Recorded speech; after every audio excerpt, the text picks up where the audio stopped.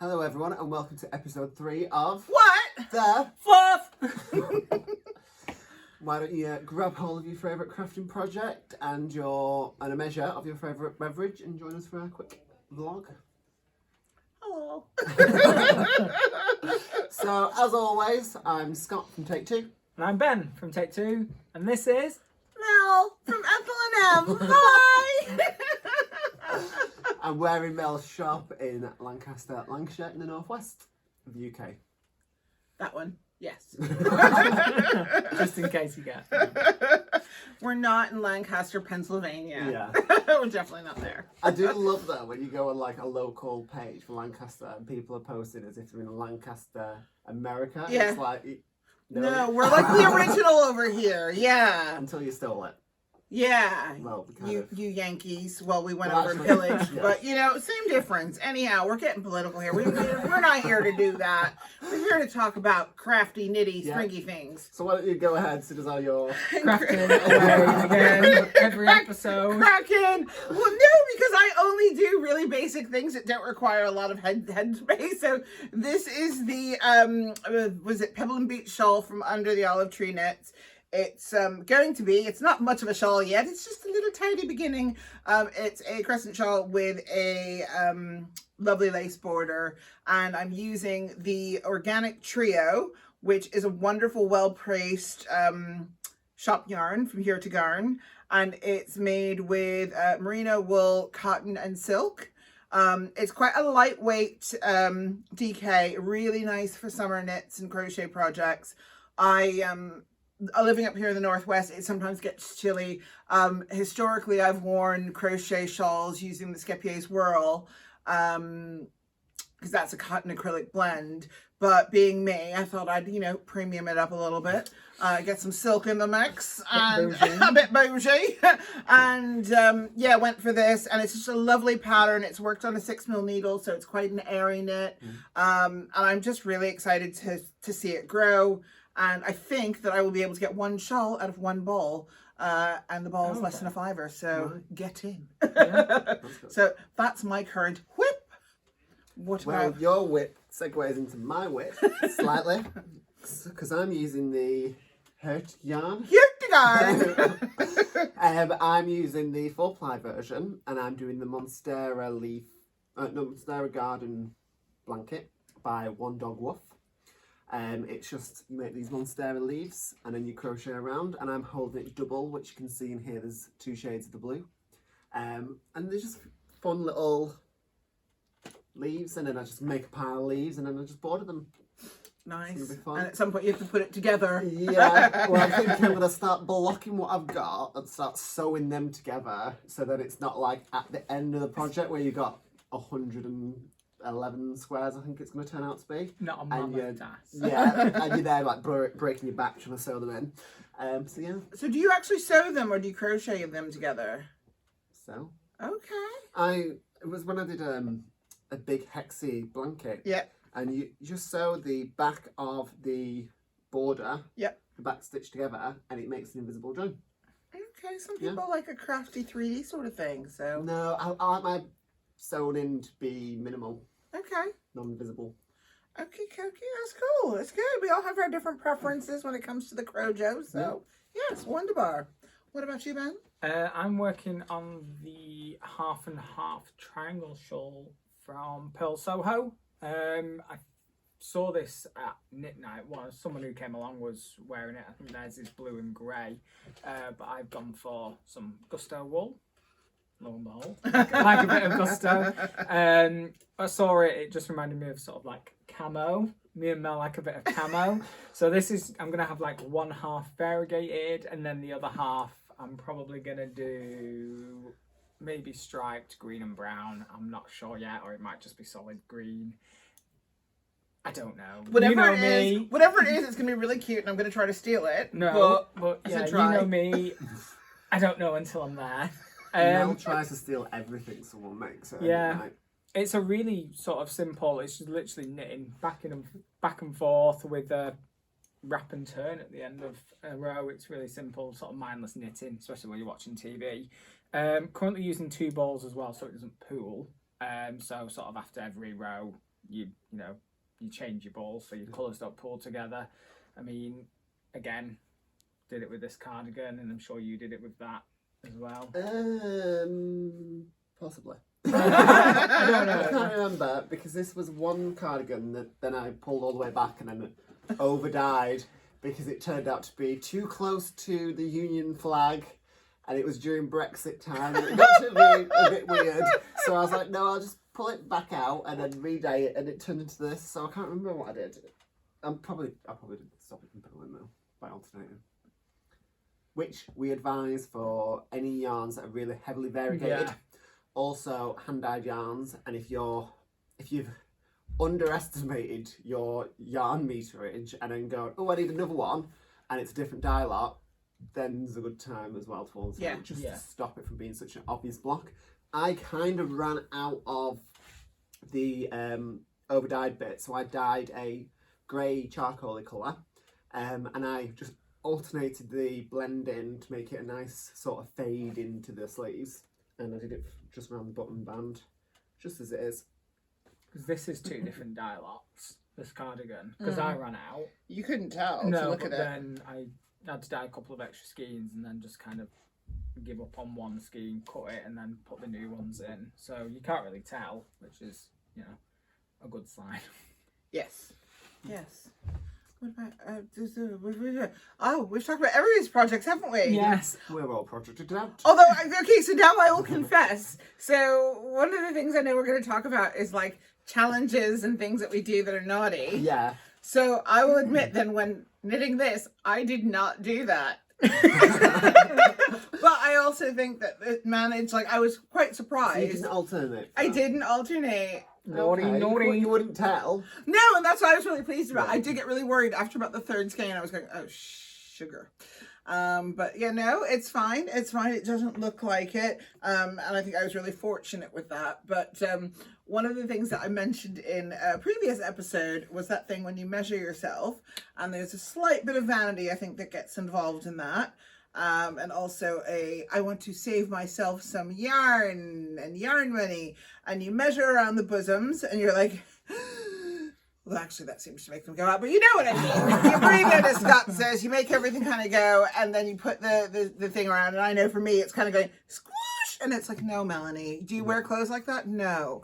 I don't, and then I don't measure properly, and then I end up with something that does that to me, and I feel like a Joan out of Mad Men when I wander around in this top, which is not a bad thing. We love Christina Hendricks. Or a confetti cake. Or a confetti cake. But it's just like, it is one of those things where... Like one of those... one of those what? Those naughty confetti Those naughty confetti cakes. From the over 18 bakery. I'm just gonna be that person. Okay, back in the room. So, one of the things that I find as well is, so we always say swatch when you're making a project, especially a garment. One of the things I know about myself is when I swatch, my tension is actually very different to when I'm knitting, because when I'm swatching to get gauge. So I'm like, let me swatch. Oh, this needs to be this big, so I'll just hold my yarn looser and I'll just, tighten this here. I'll do that when I'm knitting. When I'm knitting, I'm just on autopilot. So it's one of those things where you sit there and you're like, oh, yeah, this makes sense. So whenever I swatch, I've swatched wrong. I think for me, the biggest lesson I've had is I'm a tight knitter. I know I'm a tight knitter. I need to go up a needle size. Like I need to do that. The other thing that I think I've totally learned is I need to measure properly. So the drops vest that I'm doing that I showed you guys a few weeks ago, that is almost finished, and that will hopefully debut in next episode. But that has been one of those knits where I actually did the right size, hopefully, and used needles that were giving me the right and like it's just kind of going, I'm feeling more optimistic about that. Also being bottom up, which I tend to do top down, it's a lot different how I can try it as I go. So I don't always like bottom up construction, and a lot of my unfinished objects fall into that camp.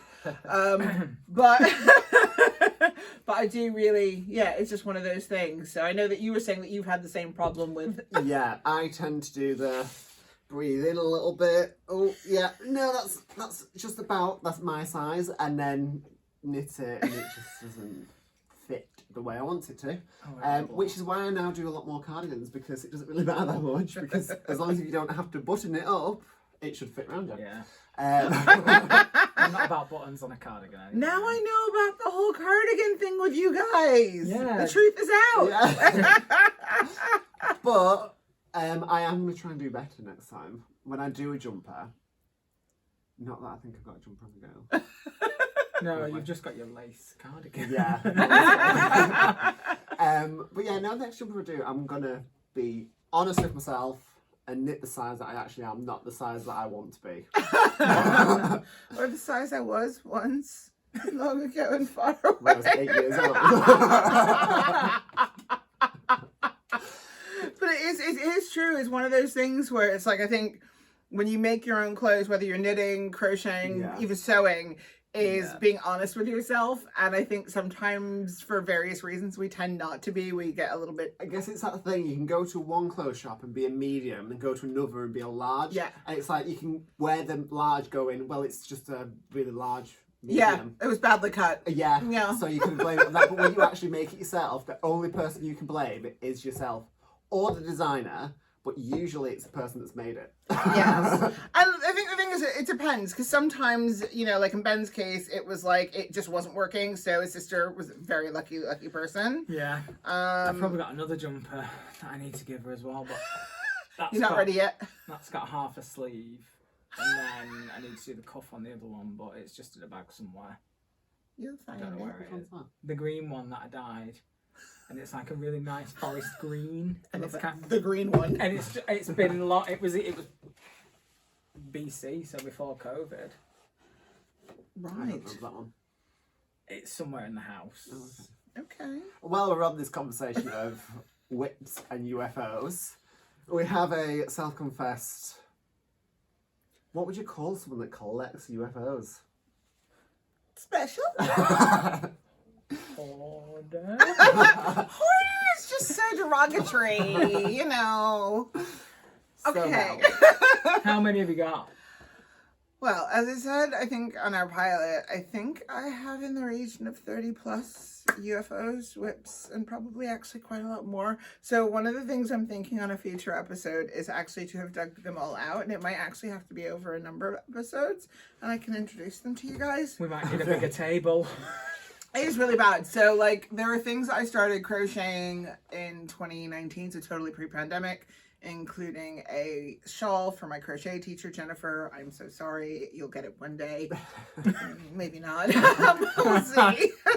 With some gorgeous wool that she'd actually given me. And I was like, oh, yeah, no, I've totally got this. And totally didn't. I've got... During lockdown, I started a couple of mystery cals. So I did a crochet project mystery cal. Yeah, no, I did a, what's she called? Stewart, the woman. Oh, she's wonderful. She writes all of her, Helen Stewart. All of her patterns are phenomenal because they have progress of like you're 25% done, you're 50% done, which for me is like it's very exciting. So you tick everything off as you go. But I'm a ticker. Yeah, no, but she's really like her patterns are just pucka. But I've got one of her mystery cals from lockdown that is, I believe, according to my sheet, 33% done or thereabouts. So yeah, and then there's like all the sweaters with no sleeves. There is a sweater that has sleeves but nothing else. Can't you just sew the sleeves on this? I'll do a different jumper. Do you know what? Franken jumper might happen because actually that's one of the things I wanted to do with this jumper, because this is the other problem with me is I always want to do something. So I was doing this and I was trying to keep this to 5 skeins, which I did, which I am quite a voluptuous lady. So 5 skeins on a little top is a nice, you know, affordable-ish sort of thing. But I was like, ooh, I've got some chunky and stash. And because this is a year of the sash bust, I could theoretically make a sleeve, put a little button on it, and then button it on. So I'd have like sleeves when I need sleeves and no sleeves when I don't need sleeves. Like them popper pants. Like them popper or pants? Or the zippy off pants for like when you go in walking. Zip them off.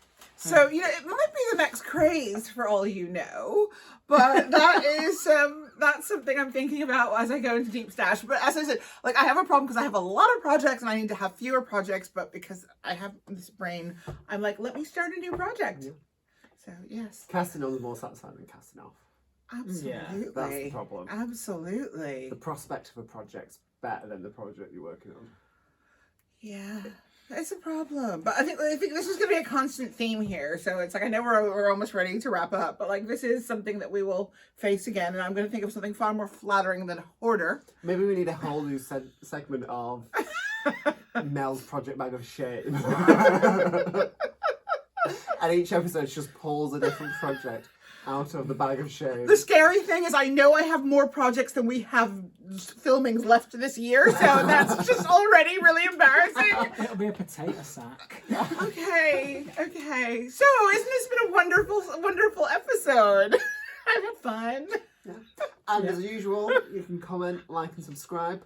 All the patterns that we discussed, there'll be links down below. There'll be links to our socials and links to our websites as well. So the yarn that's mentioned can be purchased in there as well. But yeah, I think that's everything. Yeah, Yeah, that's it. thanks. Thanks, Bye. bye.